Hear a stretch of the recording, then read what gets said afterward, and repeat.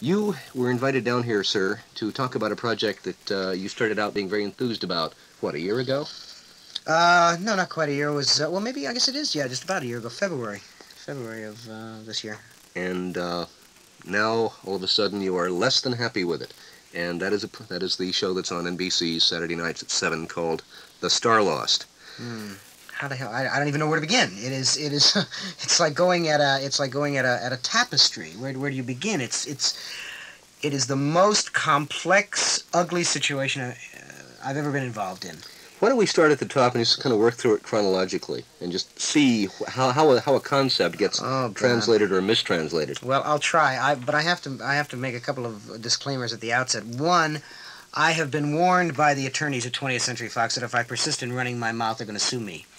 I have not been stingy in my bad rapping of this series, and particularly in Canada where it's being shot, and the columnists there have picked up on it, and it's gotten enormous, enormous play. I did an interview over the CBC, the Canadian Broadcasting Company, and they are furious. They're absolutely furious about it, and they keep screaming at me and telling me that they're going to sue, and I really would welcome such a thing, because I think for once and all, someone ought to take into court the butchers and Visigoths and hold them up for close scrutiny, because these people are lower than swine.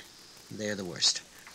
So if at some points I say, oh, well, I better not talk about that, it's because I can't prove it. It may be so, but I can't prove it. I tried telling this one. I just came back from a college lecture tour, and and everybody asked me about it, and I said, look, I'd rather not talk about it. It is painful to me in my gut, and it really is. But one evening at, I guess it was Bowling Green, Ohio, I decided I would tell it, and it took 2 hours to tell the goddamn story. So I'll try and encapsulate it for you. It began in February of this year, 73. My agent said, go over to 20th Century Fox and see a fellow named Bob Klein. That's Kline, Robert Klein. I said, what's his scam? He said, well, he's putting together a group of miniseries for the BBC in collaboration with 20th Century Fox. There'll be 8 or 9 episodes and like a novel for television. And I immediately thought of The Prisoner. And I thought, my God, what a tremendous way to go, where you could tell a story in 8 or 9 episodes and do it progressively and build the characters and come out with something really interesting. And Marty said, well, this Klein wants to do, among the series, one of them he wants to do is a science fiction series. I said, fine. So I went over to see Klein at 20th. Klein is a very smooth, slick operator. He is, he is a master of the Spiro Agnew no-speak. You will ask him a question directly, and he'll say, well, I'll get back to you on that. I'll get back to you on that. I walked in, and we began talking, and it became very apparent to me after a few minutes that while he was trying to butter me up with what a terrific human being I was, what a credit to my race, what great credits I had, how he knew about all my awards, all that bullshit, that what he really wanted was, and he called it this, the fugitive in space. And I said, well, that's a dumb idea. I said, the fugitive has been done and redone in 3 or 4 different ways. Talked about this fugitive in space thing, and I said, that's a really dumb idea. It's a very sterile idea. I said, how about this? And I popped at him an idea for a series that I had put together called Man Without Time, which was supposed to have gone on NBC, but that got messed up and didn't go. He thought it was too complex. Then I said, well, there are a couple of other ideas I've got. And he said, well, what are they? And I laid them on him, one of which was the idea of the enclosed universe. It's a very simple idea. It's the last remnants of the dead Earth have been put on a ship 1,000 miles long and have been sent out to the far stars. An accident has taken place 100 years after they take off. They have been locked in the ship. They do not know where they came from, where they are going. They do not, in fact, even know that they're on a spaceship. They don't know that they're moving through the universe. They think that the world has metal walls. Now, it's not a new idea. It's an old idea. It was the most popular version of it is Robert Heinlein's story Universe, which he included in his book Orphans of the Skies. But it was done long before Heinlein. It was done by Don Wilcox. It was done back in 1936. Heinlein did Universe in 39, and the story was written in 36 by other people. Most people think that Heinlein originated. That is not the case, but he popularized it. Since then, it's been done as Rite of Passage by Alex Panshin. It was done as what the hell's the name of it? Something Universe by Harry Harrison. I can't remember it. There's 5 or 6 major versions of this story. Well, he liked the idea. He thought it was good. And he said, why don't you go home and write that down and so I can show it to the BBC? And I said, well, the Writers Guild does not permit me, which he knew very well indeed, does not permit me to write on speculation. I am not allowed to set anything down on paper. If you wish to pay me, I will set down a presentation which you can then market. If you want to pay me some holding money, we can do that. He said, no, we can't do that. There's no money yet, blah, blah, blah. And he gave me a fast ramadula. I said, well, then I'm just going to have to pass. And I started to walk. He said, well, wait a minute, hold it. And he opened his desk drawer and reached in, and this was the first indication of what sort of a human being Mr. Klein was, also what sort of a businessman. He pulled out a tape recorder, cassette tape recorder, and he said, why don't you talk it onto this cassette, just like you just did to me? I thought about it, and I thought, is this speculative talking or what? You know, to tape it. I mean, I'd never seen anything. You see, the trouble with laws is they never keep up with technology, and the Writers Guild had never confronted this kind of thing before. So I took the tape recorder in the other room and tried to record it. Of course, his machine didn't work properly. So I took his cassette and I went home, and I recorded it there. Now, I get into shticks. I love doing bits. So when I start to tell it, as I just told it to you, with a little more detail, I put on the Sprague Zarathustra behind me, you know, the 2001 movie. Boom, boom, boom, the Starlost by Harlan. You know, I did a whole big production. It was really ugly and fantastic. Now, I take it back to him, and I say to him, here is the cassette. You may use it to sell BBC, but you may not transcribe it. If you transcribe it, that will then make it speculative writing, and I will not have that. He says, oh, no, don't worry. Okay? I don't hear another word from him till sometime late in April, March, April, something like that. And I keep calling my agent. I say, what's happening? What's happening with this clown? He hasn't paid me a dime. My agent says, hang in there. He's going to try and sell to the BBC. What I did not know was that the BBC had turned it down, along with a number of other ideas of his. They had accepted a couple, but they had turned that one down. They thought it was too expensive to do. By this time, Doug Trumbull had been brought in on the project. He and I were working at another project at Screen Gems on a sorcery series. We wanted to use his new Magic Hand technique, okay, for the matting process. So Doug Trumbull was brought in on the project with his partner, Jerry Zeitman. Remember all these names, folks. Remember all these names. They figure prominently. I don't hear a word. Finally, I get very annoyed with my agent. I say, okay, find out what the hell's happening. So he calls him up, and he says, well, we've sold it. I said, fantastic. Now, part of the deal was he had promised me that I would go to London. I would be this, I would be the story editor. I would write some of the scripts and blah, blah, blah, blah, blah. Terrific production. Would be shot at the Lou Grade Studios, which are great studios. And I'm thinking, hot damn, I'm going to London, man. Go up to his office when I hear it's sold, and he says, yes, sir, we've sold it, and we're going to shoot it in Toronto. I said, what? He said, Toronto. I said, how can we shoot a BBC show in Toronto? He says, not BBC. It's going to be done on the Canadian television network, the CTV.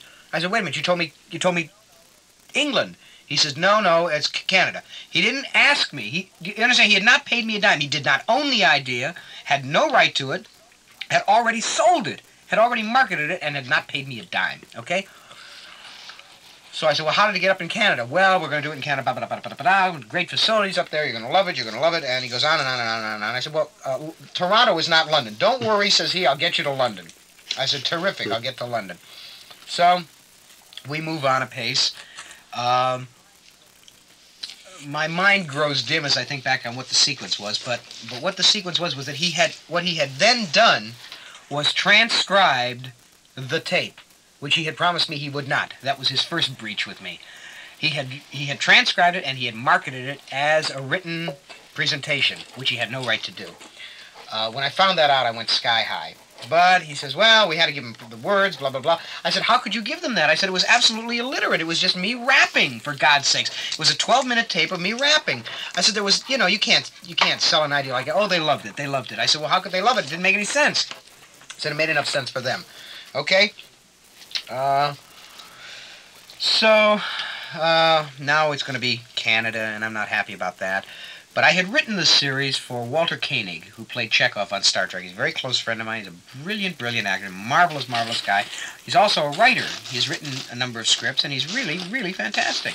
And I wanted Walter to play the part of Devon. Except at that time I did not have the name Devon.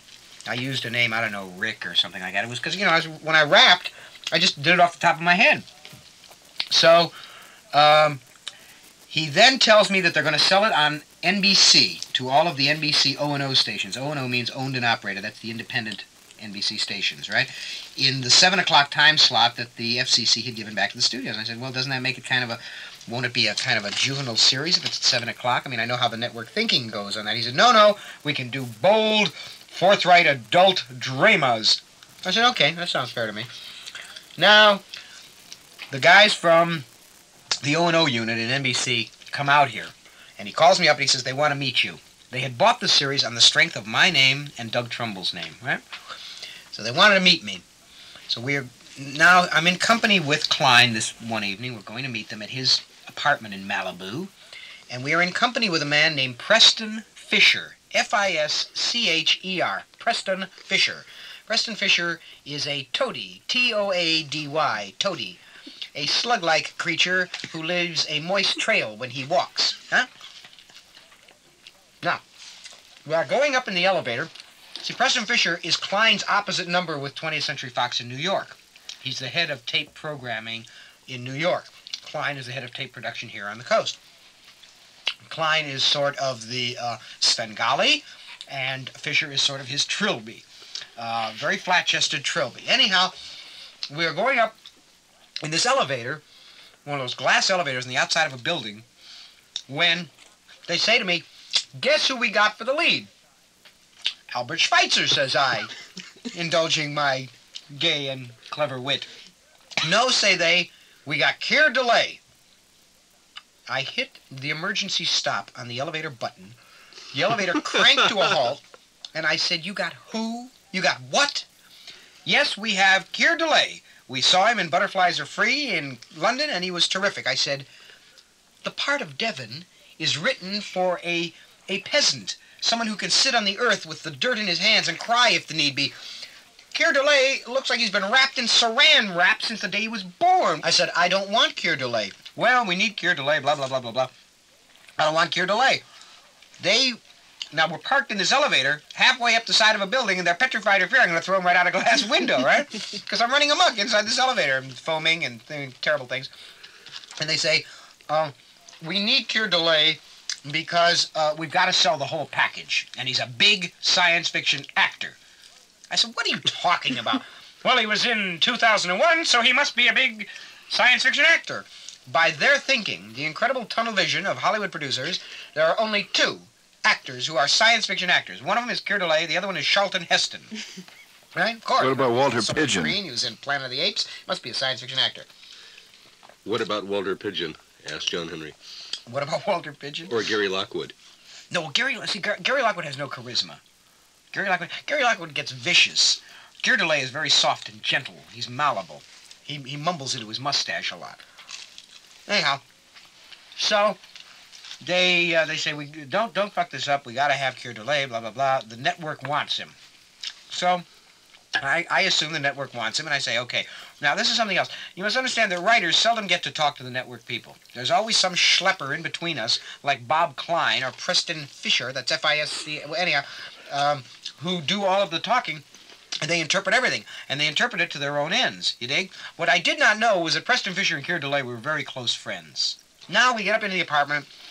Doug Trumbull shows up with Jerry Zeitman. You remember them. The happy dancing duo. And after a little while, in come these very tall, elderly gentlemen from Toledo, Ohio, or Dayton or something like that, from some NBC station, wearing very sincere gray suits, earnest ties, and honest white shirts. They sit down, and I immediately begin to hit it off with one of the guys. He's kind of cool, and we kind of like each other, and he's grooving on me, and I'm grooving on him, and we're talking about what a cesspool Dayton is and things like that. And as I've often said, if they were going to give an enema to the United States, they would put in the tube at Dayton. Anyhow,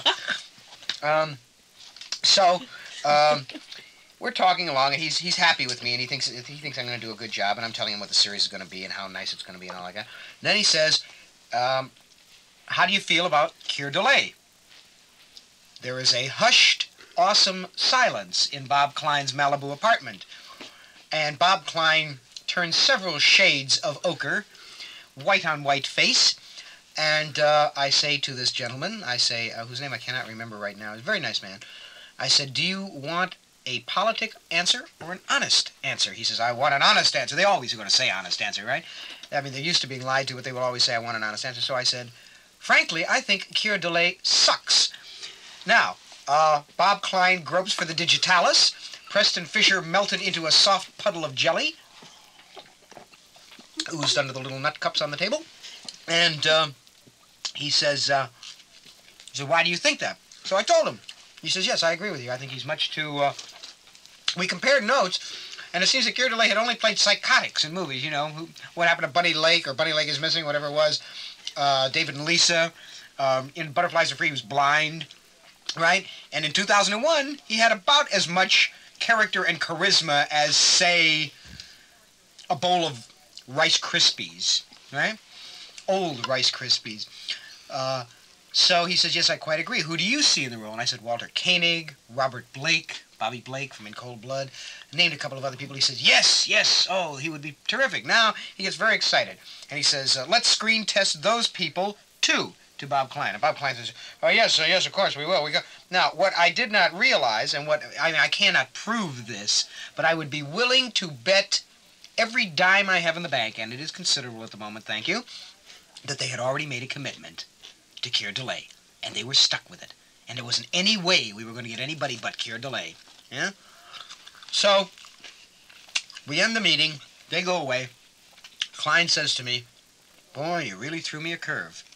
This is no more of a curve than you threw me coming up in the elevator. I says, don't arbitrarily and unilaterally decide something and then expect me to be your slave about it. I said, because that ain't where I'm at. I'm the creator of this particular dream, Jack, and I'm willing to make you a couple of $1 million, but you got to honor my creation. Well, that was only the beginning of the end. I also advised him at that point, this was in April, May, something like that the Writers Guild strike was about to come down on us. And if it came down on us, I was not going to write. No way. Well, we'll work around it. Don't worry about that. We'll take care of it, says Klein. We'll take care of it. Don't worry about it. Everything will be all right. Blah, blah, blah, blah, blah. He always does that. I said, okay, but be advised, I will not write. Writers Guild strike starts. Bob Klein. At that point, I still had not gotten any money. This is now like 3 months into the goddamn project. He sold it to something like 48 NBC outlets, sold it to the entire Westinghouse network, sold it to the Canadian television network, sold it all over the place. Sold this goddamn thing on the strength of a 12-minute cassette. They began doing ads. They didn't even know what the ship looked like. They made it look like a big bullet. Now, you know, nobody has made a rocket ship look like a big bullet in 12, 15 years. Everybody knows they look different. They did this goddamn poster. It was so stupid. I could not believe it. Then the Writers Guild strike started. Then began a tale of terror, subterfuge, and horror, unequaled since Clifford Odets the Big Knife.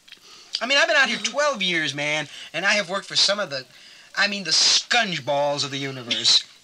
People who couldn't get their asses arrested on Skid Row. I have worked for them and been screwed by them, and even they did not sink to the levels that I was forced to work on. They began threatening me. Now, I will not accuse Mr. Klein of any of this. Mr. Klein, I'm not accusing you. Don't get your goddamn attorney's bowels in an uproar, Mr. Klein. Unnamed parties began threatening me, right? I better write. I damn well better write. There was a lot of money tied up in this. When are you going to write? Are you going to write? Let's have the treatment. We need a treatment. They needed what they call the Bible. The Bible is the presentation of the series that outlines the characters, outlines the physical plan of the ship, outlines the direction the series will take. It is, in fact, the blueprint, the template from which they make the entire series. They did not have this. All they had was this fakakta 12-minute tape, which they had transcribed and made no sense at all. What I also did not know was that other people, including Mr. Preston Fisher, that's FIS, and had been writing explanations of what I had said on this tape to send around to people so they could promote it. And they had used the dumb name that I had for this character. I don't remember, Vic. Oh, Vic it was, yeah. He gave me a name, Vic Deluzio or something, you know, some crazed name like that. And this was going to be the hero, right? They didn't know about the character named Garth. They didn't know about Rachel. They didn't know any goddamn thing because it was all in my head, and I wouldn't tell them because the strike was on. And they were writing all of these nitwit things and sending them around as though they were the word. So people were programming it and announcing it. Vic DeLuzio discovers the universe. You know, Christ. They began working all kinds of crazy numbers on my head, man. They would start calling me at 2 and 3 in the morning. Where is the Bible? We've got to have the Bible. And I would hang up on them. I tried going out of town. They tracked me down and found me, harassed me, drove me crazy. One day, a party whom I will not name calls and says, we'll give you $12,000, goes into an unnumbered account, no taxes, no, it's not on your contract, just 12 grand, just get us that Bible. You don't even have to bring it to the studio. You can leave it at a Denny's. We'll find it. Put it in a bottle and throw it into the ocean. We'll get it. They wanted to meet me out in Tustin, some goddamn thing like that. Say, come on, get out of here, you bunch of creeps. They all thought they were Howard Hunt, right? So, get this one. This is beautiful. One day when I was in Klein's office, I was looking at the Screen Actors Directory, and I saw a picture of an actress that I kind of had eyes for, and I began doing some of my rooting, grubby, sexist routines, salivating and making ugly remarks about her gorgeousness. One afternoon, the doorbell rings at my house, and I open the door, and there she stands, young actress, and I said, hi. And she said, I happen to be in the neighborhood, and I've always wanted to meet you. Now, in the neighborhood, let me tell you, folks, I live on the side of a mountain. I want you to know that the Altadena man, to deliver my milk, has to wear crampons. That's what I want you should know. In the neighborhood means like she was dropped by a dirigible. Okay, she happened to be in the neighborhood. And she came in, and it did not take me long to realize who had sent her and to what end. How much they had to pay her, I have no idea. But in one of the great moves of purity on my part, which I have regretted ever after, I sent the young lady away. It went on that way for weeks and weeks and weeks. Finally, they tried to get around it by, they tried a number of things. They figured if they could get Canadian writers to write it, they would be cool. Because the Canadian writers were not on strike, although we had a reciprocal arrangement with them. The Canadian writers were not on strike. And they said, it is not an American production, it is a Canadian production. It's being done by Glen Warren Productions in Canada, owned by Ted Delaney, and is being done at the CFTO Studios in Toronto, blah, blah, blah, blah, blah, blah, blah, in connection with the CTV. Well, I didn't believe that. I thought it was an end run on our strike, and they were trying to get around it and get something in production, which I proceeded to tell the Writers Guild. So they said, no, it's a Canadian production. It really is an honest-to-God Canadian production, and so you can work for us. I said, I cannot work for you. My guild says I cannot. So they then figured if they could get Canadian writers to write it, everything would be cool. Well, the Writers Guild down here, the WGAW, sent up word to the Canadian Writers Guild. You see, it's getting more complex as we go along. I want you to know that. It gets even more complex from here on. So keep all of these things separated in your heads. The Canadian Writers Guild is called ACTRA, A-C-T-R-A. ACTRA, unlike the Writers Guild down here, is composed of not only writers, but actors as well. And we all know about actors. Anyhow, they figured if they could get Canadian writers to write, they could get it into production, okay? Because they now had delivery dates barreling at them and no product. Not only no product, no Bible. They didn't know what the hell they were going to produce. They couldn't build sets. They couldn't hire actors. They couldn't do anything. And they couldn't get anything out of me. I was a thorn in their side, and they hated me. They would call me, odd hours, people would call me up and just curse, just idly curse. Yeah, huh? Are you sure they were all those calls were connected to this? No, they were probably Jesus freaks still responding to my last story on this station. Anyhow, Klein began calling me, telling me that ACTRA was going to accept this production as a Canadian production. If they did, then Canadian writers would be put to work and I would be required to go to work. And I said, well, if ACTRA accepts it, then I will have to think about that. That'll make a different kettle of fish. Because I knew very well ACTRA would not, because ACTRA had a reciprocal agreement with the Writers Guild down here, and they were just not going to bust the strike, okay? They couldn't get Canadian writers to write for them, so they now could not get anybody to write for them. Now they call me and say, we're going to bring in scab writers. And scab writers will do your Bible, and it'll be their idea. And I said, fuck you, I'll pull back my whole series. I said, you don't even have a contract with you. I haven't even signed the contract. You can't pull it back. We'll sue you. It's a common idea. You told us so. I said it's a universal idea in the science fiction genre, but it's clearly my series. You try and produce it, I'll sue you. Well, by the time you sue us, we'll be on the air. I said, okay, go ahead, do whatever you want. I don't give a damn. I didn't want to talk to them. I went to New York. They found me in New York. Had a meeting there with them. Called the Writers Guild and said, I'm in this meeting. They said, get out of that meeting. I left the meeting immediately. Left them sitting there. Where are you going? I'm leaving. Why? My guild says I can't stay here. Right? I was a very good guild member. I was on the council. I was on the board of directors of the Writers Guild at that time, right? So I had to be above reproach. Okay. One day on a Sunday, late in a Sunday, I had to call a writer whom I will not name, science fiction writer whose name you would recognize, who lives in San Francisco, about a story he had in my anthology, again, Dangerous Visions. I had to call him about something or other. We were trying to sell it as a novel. Got a hold of his wife. I said, hi, where is he? He's not here. Where is he? Well, he's down in L.A. Down in L.A. What's he doing down there? Well, he's on assignment. Now, he writes for Rolling Stone occasionally. And I said, oh, is he on assignment down there? No, he's writing the Bible for your series. The hair crawled up the back of my neck. I said, he's doing what? Yeah, he's been down there since Friday night. They called him, rush job, blah, blah, blah, blah, blah, blah, blah, blah, blah, blah, blah, blah, blah. I get the name of the hotel from her, and I call him. Discover him there. He sounds very sheepish when I call. I say, what the hell do you think you're doing? Well, I'm pulling your chestnuts out of the fire, aren't I? I'm saving your series. Because if we don't get this, it won't go on the air. Isn't that right? I said, yes, that's right. And I don't care. He says, well, they wanted me to write. Now, what had happened was this. Preston Fisher, F-I-S-C-H-E-R, right.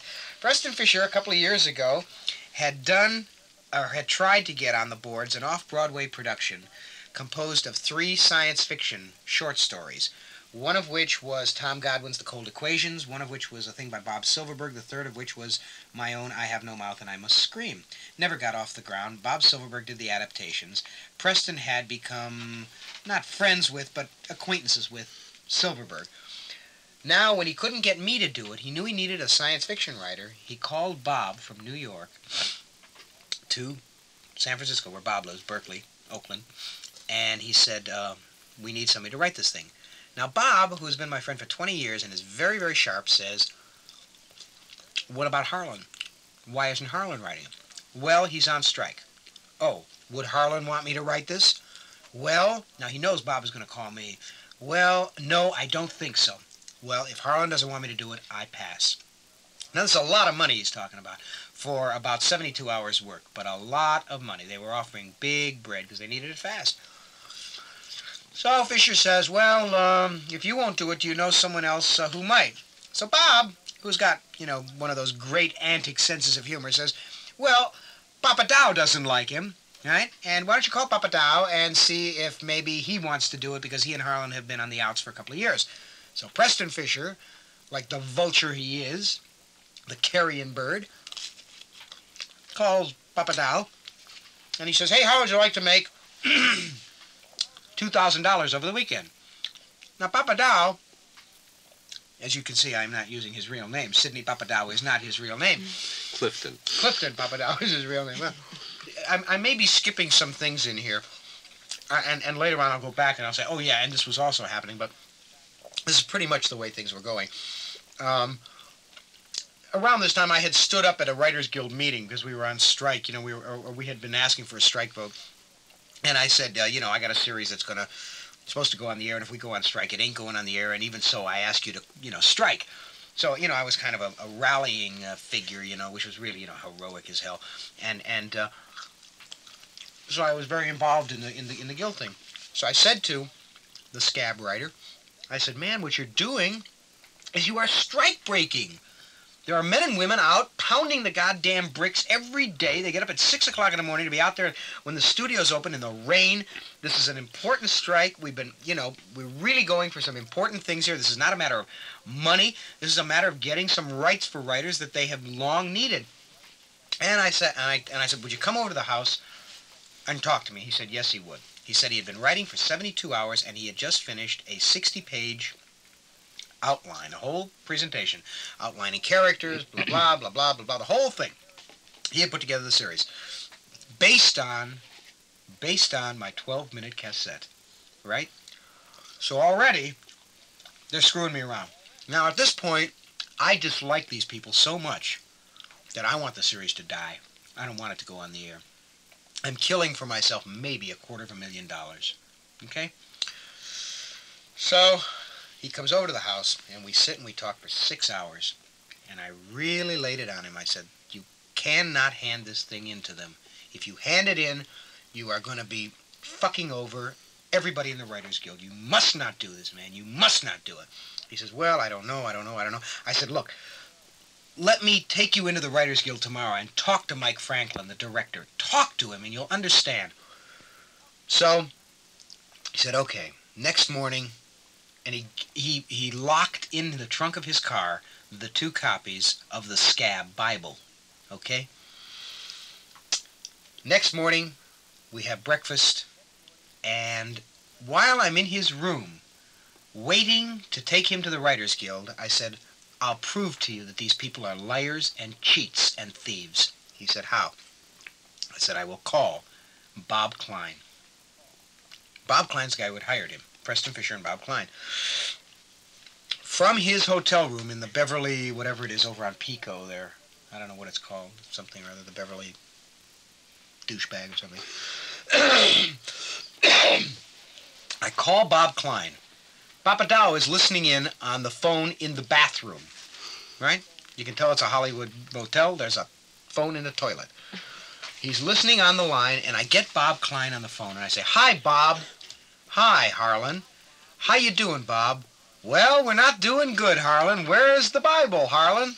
Well, Bob, you know there's a strike on. Well, I know, and we don't want you to write. What? No, we don't really want you to write. We want you to be honest and straightforward and blah, blah, blah. And I said, well, Jesus, Bob, I'm glad to hear that that's the tack you're taking. I said, listen, I'm kind of worried. Are there any other writers writing on this series?